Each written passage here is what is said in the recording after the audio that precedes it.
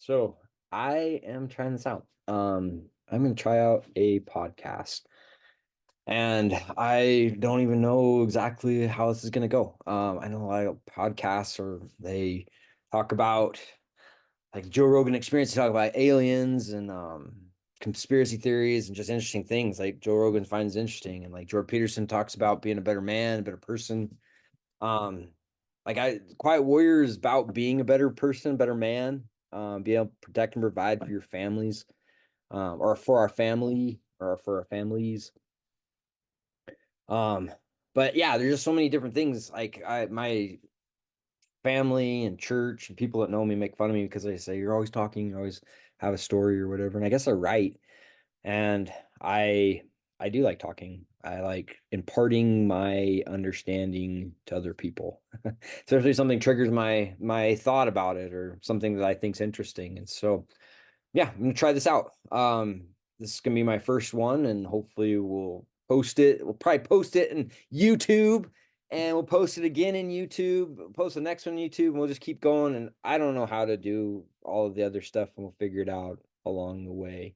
But I just got out of therapy. I do therapy weekly. It's the best thing. Well, I don't know. It's the best thing I do.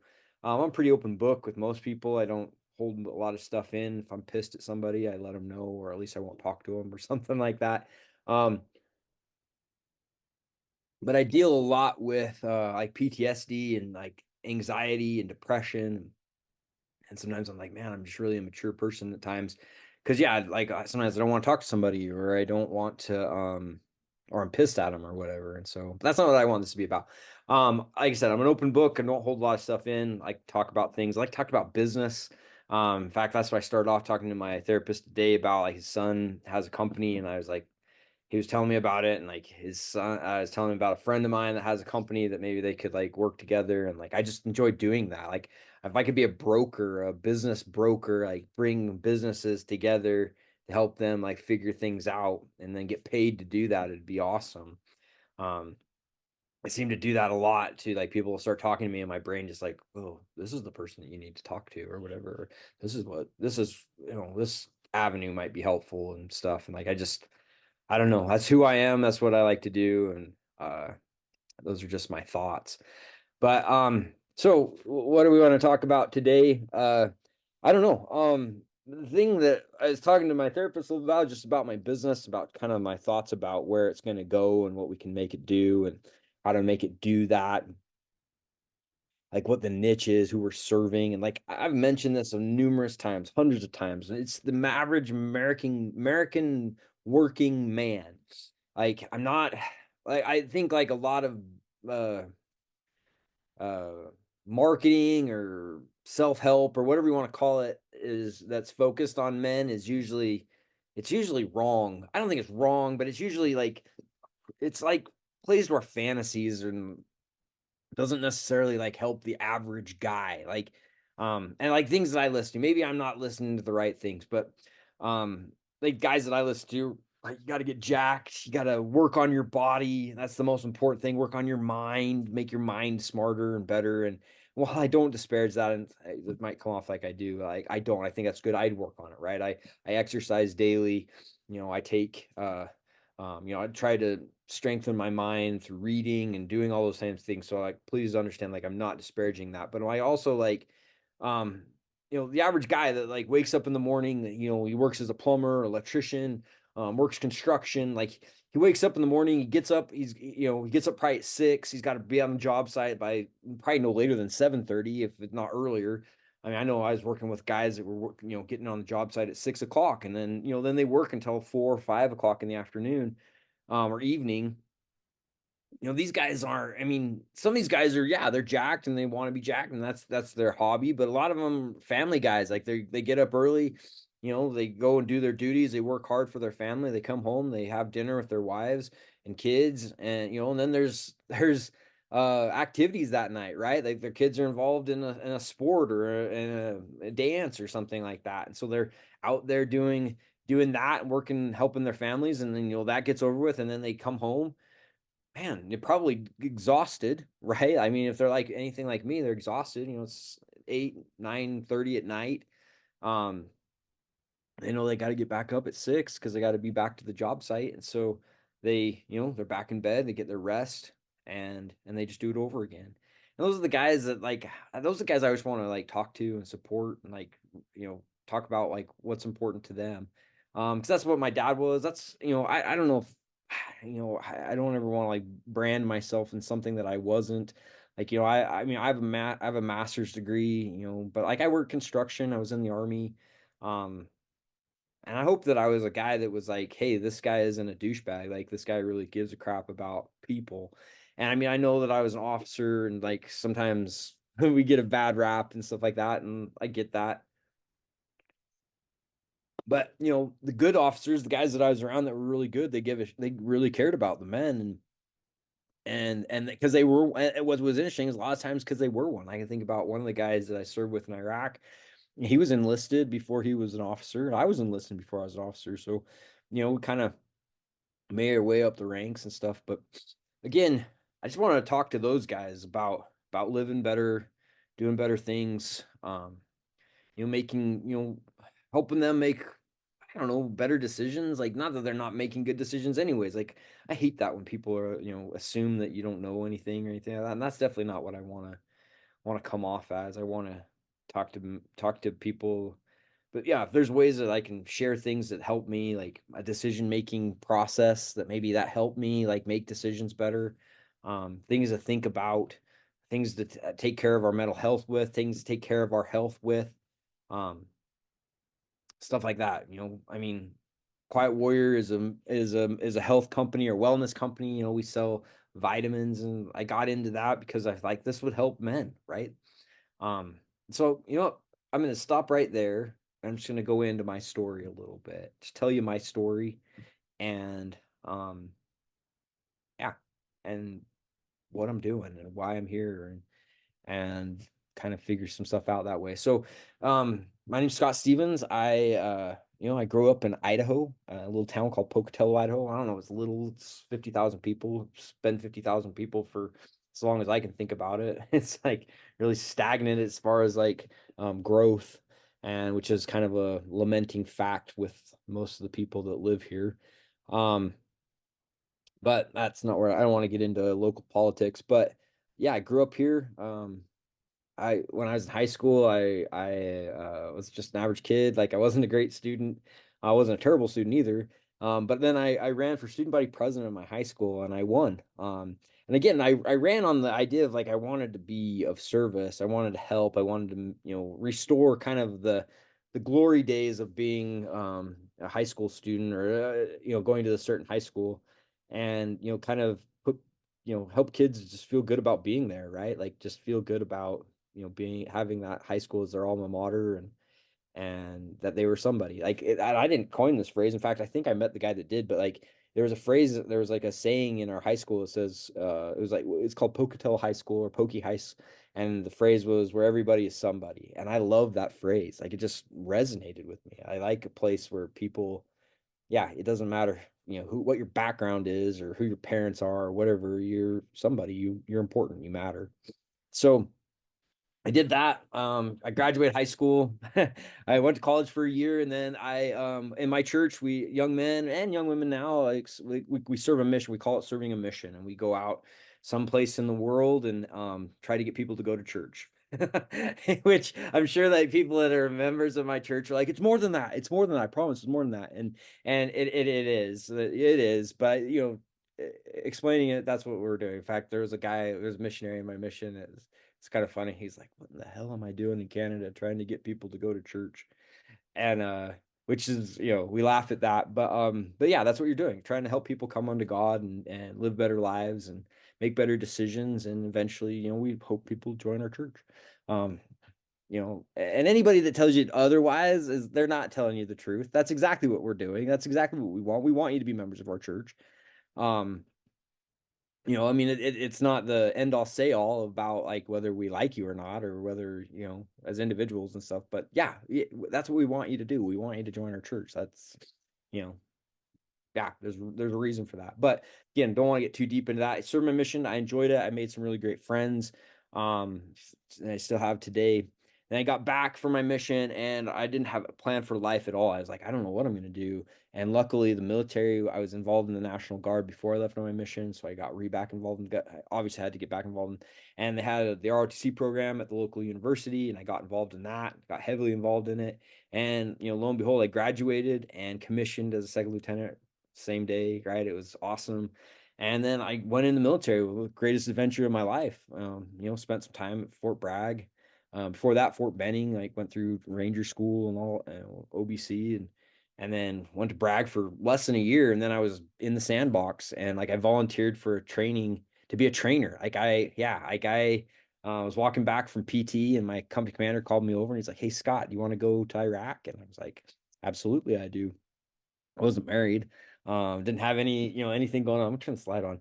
Hopefully that doesn't screw everything up. But yeah, so like I went to Iraq as a trainer, and that was one of the greatest adventures of my life. Like it was crazy. Like we were kind of like we are on a 12-man team, and we had, it was kind of like the Wild West in a lot of ways where we were at. Like we didn't have a whole lot of oversight. But I mean, we didn't need a whole lot of oversight. We weren't like cowboys or anything. We weren't tearing up anything.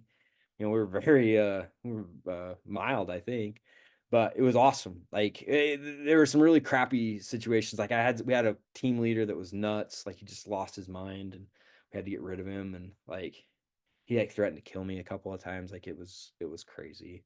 But but we got through that, and like we had a really good team other than that, which like sounds like really good. But yeah, we did. It was awesome. Like and the guy that stepped into his place, he's great. I think he's a general now. Like I think he's a general. And just a great man, just really great man. And like just the men that I served with, we had a good time. We were fast. We were easy. We just worked with the Iraqis really well. And like they knew that we cared about them. And I don't know, it just worked out really well. Um, I worked with that group, and then I got sent to another group for about 5 months of the time I was in Iraq, and like that was fun. That's when I really got some soldiering. Like I got my vehicle got blown up with an IED. Luckily, it didn't blow my vehicle, blew up my trailer. And then I went to it was in Ramadi, and we were out doing patrols and stuff like that. And like I had to get reacclimated because like before I wasn't on foot much, but now I was out on foot all the time. And I remember like the first time I went out, like these little Iraqi soldiers were laughing at me because yeah, I was dragging. Like even though I was in like really good shape, I was running all the time. But like I was like, but they're like, I can't remember who told me, but like you'll acclimate pretty quick because I mean it was hot. It was in August. And so, but it was awesome. It was a really cool experience. I almost wanted to stay. They offered me to stay a little bit longer, be on another team, and I was thinking about it, but then like voice came in my head. It's like, hey, if you stay, you're gonna die. It's like, oh, I better go. So I left. Left, and I went to came back, and I was actually get out of the army. I don't know why. I just didn't know what else to do. And then they offered me to be a liaison officer to Pakistan. I was like, "Oh, that's awesome. I'll do that." So that was another awesome experience. And in the meantime, though, I got engaged to my wife, which we have a wild story. Maybe I'll tell that sometime. But yeah, it's just wild, just cool experience. And I went through Pakistan, and like I enjoyed that. Because I was like, people are my thing. Like working with people is my thing. Like just figuring out, being of service, helping them out, and just talking to people and treating them with respect, right? Like I got so far with the Pakistanis, like, and it's because I treat them with respect. Like I didn't treat them poorly. I talked to them like human beings, and like, and like gave them the due respect that they needed. And like I got far with them. Like I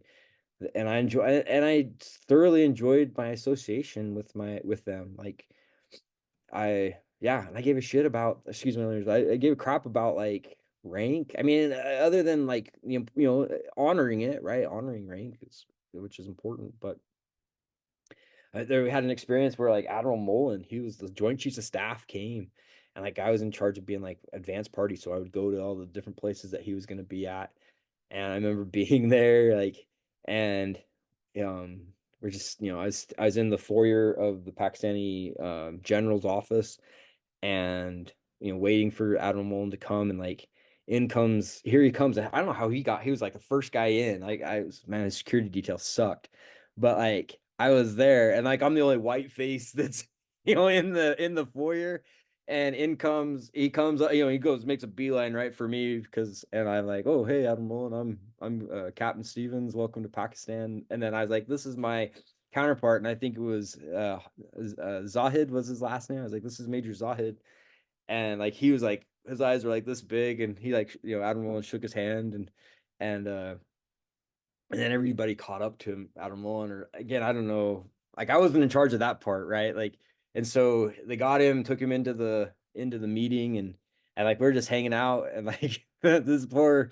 major in the Pakistani army who's probably been in for way a lot longer than I've ever been, and he was like, Steven, that was a whoa, he was a little bit like taken back by it, and I was like, dude has puts pants on just like you and I do, but we got along. It was awesome. And that's the thing is like, it was fun. And like, I got along with the guys at the consulate. I didn't drink. I wouldn't drink. I wouldn't go out with them and drink. And that didn't necessarily cause problems, but it was kind of like, hey, this is who I am. This is what I do. And so, I'm not going to change. Like, I was like, that's just not something I'm going to change. And so once people understood that, it wasn't a big deal. At least I didn't think so. But yeah, I got home from that. I got married.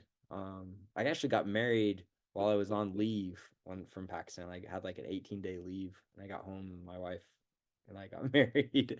Sounds crazy, right? Like, but it was awesome. It worked out. We've got 4 kids now, and we have a beautiful house, beautiful home.